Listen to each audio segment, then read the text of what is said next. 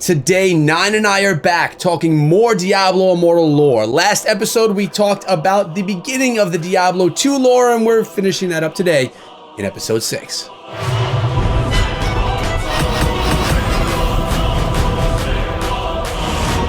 What is up, my friends? My name is Echo, and I'm back on the channel with my friend Nine, talking, like I just said, about more Diablo lore. He tells me that it's going to be finishing up the Diablo 2 story today. While we listen, we're going to be watching some Barbarian gameplay from Diablo Immortal. Nine, what's going on, man? Hey, I've been kind of burning the candle at both ends here. We got the Diablo 3 Season 21 launch, and so that's been sucking up a lot of my time these last couple of days. You and many others, I'm sure. Everyone's really excited about Season 21, and you're going with the Necro, I assume? Oh, yeah. Favorite class. Favorite class, Necro, all day. So why don't we get into a little bit of lore for everyone today? Tell us, what's on your mind for story? Yeah, sure thing. You know, as we covered last week, we were talking about the beginning of Diablo 2 as we go and continue our journey up to the current timeline in Diablo Immortal. As we covered in the last episode, you've gone through, you've chased down the three prime evils. You've went all the way up to defeating one of them. Mephisto is now dead. Diablo has escaped to hell, and Baal is nowhere to be seen. But shortly after, the fight with Mephisto, the heroes themselves take the portal to try and follow in Diablo's footsteps to hell. They don't quite make it there. They kind of get diverted a little bit over into the realm of Pandemonium, or the Pandemonium Fortress. This is kind of like a neutral territory that exists between heaven and hell, and this is where the World Stone itself has existed since the beginning of time until it was stolen by Inarius and Lilith. From there, you meet up with Tyrael, who's now kind of like guiding you a little bit more on your quest. Since you're no longer on Sanctuary, he's kind of free to help you in any way that he can. He tells you more about the Soul Stones, about the Hellforge where they can be destroyed, and about how pretty much our only chance at defeating them is to destroy the Soul Stones, these pieces of the World Stone itself. And the only place that has the energy or the magics to destroy something of an artifact of this power is going to be the Hellforge. And so he instructs you to take Mephisto's Soul Stone, which you're now carrying, to this place in order to try and destroy it and banish Mephisto, hopefully forever, to the realm of the Abyss where Lilith has been trapped. Mm-hmm. And so he also goes and tells you some stories about the Hellforge itself, and how his one lieutenant Iswal was captured and tortured by the forces of hell in some ill-fated attempt to try and stop the creation of the Hellforge many eons ago. And he asks you to go and kind of like put this poor soul out of his misery. And as you leave Pandemonium and start going into the outsides, kind of like the outskirts of hell, you encounter Iswal, roving around. And after defeating him, his soul's freed. But he tells you that this is all just like kind of like one giant joke. It's why are you going through and freeing me? I've sided with hell now. I'm not corrupted or imprisoned or anything like that. Like, I'm one of them. I told them the secrets of the Soul Stone, so that way you would be tricked into trying to imprison them in there. That way they can use the Soul Stones to anchor themselves to Sanctuary, and hopefully, they'll be able to use it in order to corrupt the World Stone itself. With this kind of knowledge, it puts a little bit more, emphasis on this. You need to stop. You need to stop the last two brothers quickly. So you continue, the heroes go and continue, basically battling their way through, the entirety of hell in order to go and get to Diablo's Chaos Sanctuary, where, he's going and now trying to, reclaim all of the forces of hell to unleash a giant army on the Sanctuary itself and kind of doom all of humanity, take control of the World Stone for themselves. On your way, you're able to go through, find the Hellforge, destroy Mephisto's Soul Stone, banish him to the Abyss, until you eventually go through and encounter, the Lord of Terror himself in a giant fight, which, of course, from the lore perspective, he's constantly battling you, fraying at the hero's sanity, showing them shadows of things that might come, or that they're all just weak and insignificant compared to him. But within the game itself, this was like one of the most difficult fights, that existed up until that point. And a lot of people's, original runs in D2 were kind of stopped, here. And it's a very, very cool, very interesting fight, very difficult. It's kind of gave a tone, for the game as you progressed in the higher difficulties. But eventually the heroes themselves are successful in going through and banishing Diablo, then taking his soul stone back to the Hell Forge, destroying it and banishing him to Hell, or banishing him to the Abyss. But as you go through, you see, well, where's Marius? He's nowhere to be found. Where's Bale's soul stone? All the time that you spent going and battling through Hell, it's a giant diversion.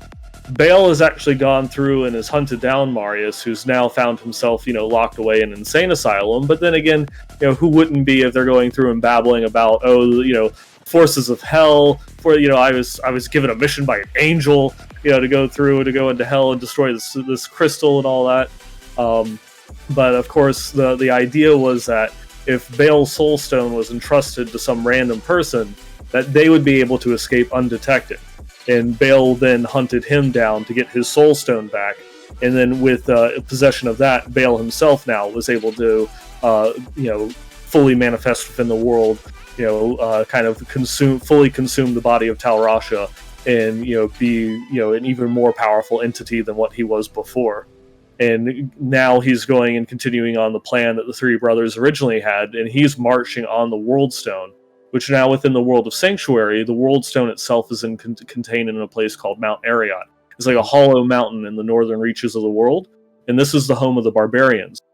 The barbarians themselves have had a long-standing kind of duty that they're to protect this sacred place of Mount Arreat against any that would try to go through and get there. They're nomadic. They only have a few like permanent set fortresses that are in the area. And it's all about protecting this space. And so a lot of other more, kind of civilized cultures, like Westmarch and such, have constantly tried to go into this area and settle it. And the barbarians have always come back through, destroyed their encampments, and, kind of thrown them off.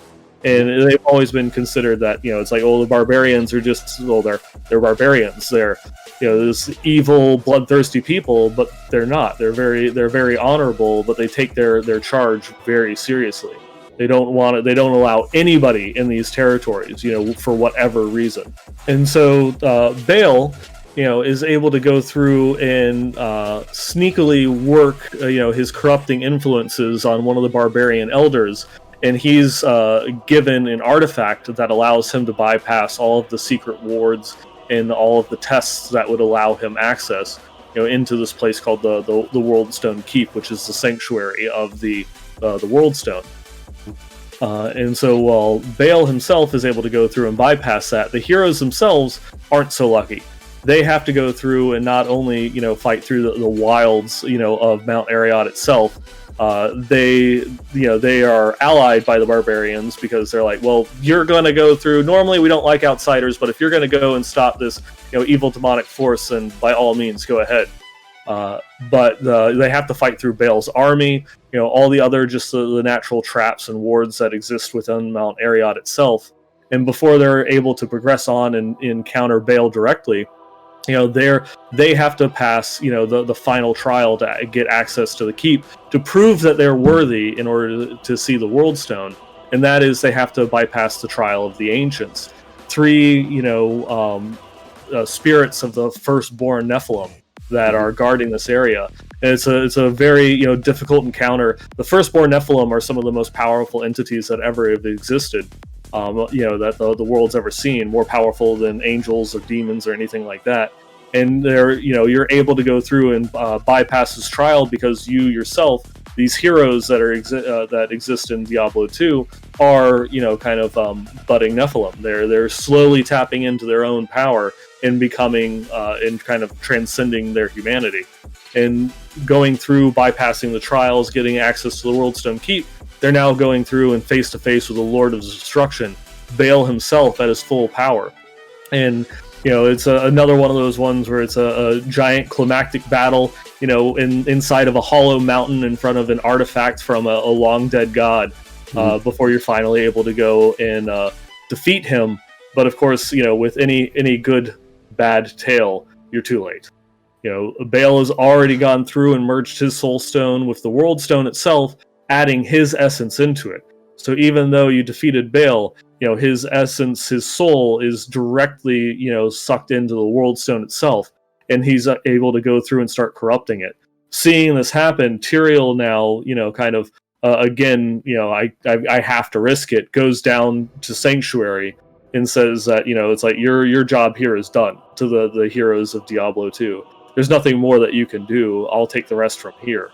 Because as he's going through and watching Bale's essence go through and begin to corrupt the world stone, it's like, corrupting the laws of physics. And he's merging himself with the thing that's responsible for creating all of reality. There's really no choice that Tyrael has but to destroy it. Because who knows what will happen if Bale actually finishes fully corrupting the world stone, and that is permanently under control of the forces of hell. If it's one thing to control this powerful object and use it to create worlds, but if it's actually merged with your being, would you be able to affect reality, just snuff out heaven in the eternal conflict and throw everything into chaos? And so Tyrael decides it's got to be destroyed, and so he sacrifices his own life. Now, angels are not immortal like demons are. Even though we've defeated, the demon lords, the primevals, countless number of times, the angels, if they die, their essence might be resurrected, but they themselves are not. So Tyrael is actually going through and giving his life, or so he thought at the time, to destroy the world stone. This is, a very powerful object, and no one knows what's really going to happen. It ends up, destroying the entirety of Mount Ariat. The barbarians' homelands are thoroughly ravaged. It becomes the Ariat crater. It's something that, kind of like rocks the entire world. And you're able to go through and hop around to all the different cities and places. And so you're on like the other side of the globe, like even on Kurast, the world is shaking due to the destructive energies that are released when the world stone itself is destroyed. And this sets up the story for Diablo Immortal, as it takes place 5 years after this. It's a giant climactic thing that's kind of impacted every corner of the globe. But now there are these corrupted shards of the World Stone that still have some piece of Bale's essence in them that exist all over Sanctuary. And what exactly do they do to the world? And that is where we're at in Diablo Immortal. It wouldn't be a story containing evil if in part of the battle you were just too late, right? It's always we're too late. But man, all right, so you brought us right up to the time of Diablo Immortal, because this whole lore thing it's the in-between time between Diablo 2 and Diablo 3. So now you just finished up what happened, everything in Diablo 2. So now we're lying at the face of Diablo Immortal. So not only are we waiting for story, but we're also waiting for the game at this point in time. So tell me, with this lore that we've been discussing, what's next? What can people look forward to in the next episode?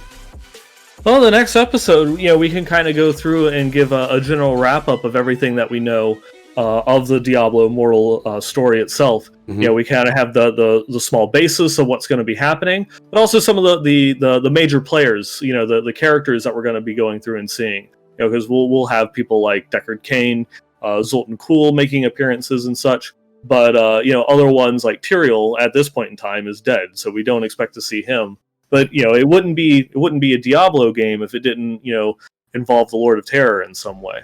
Of course, and I think that's going to be a highly anticipated episode, because that's directly talking about what we know so far coming to this game. So I know that a lot of you guys watching right now are going to definitely tune in, and of course tell all of your friends to tune in as well. Not only to this episode, that episode, but the entire series, which you can find in the playlist on the channel. So 9, another great storytelling session from you.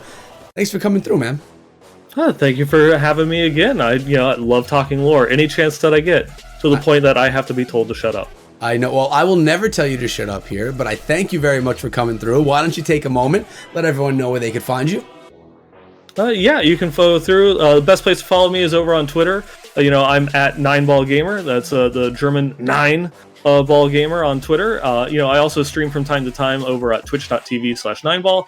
And then you can also find my podcast, West March Workshop, at blizzpro.com, or just do a search for West March Workshop. I'm on iTunes, the Google Play Store, all sorts of places that you can find it. Pretty much on every podcasting platform.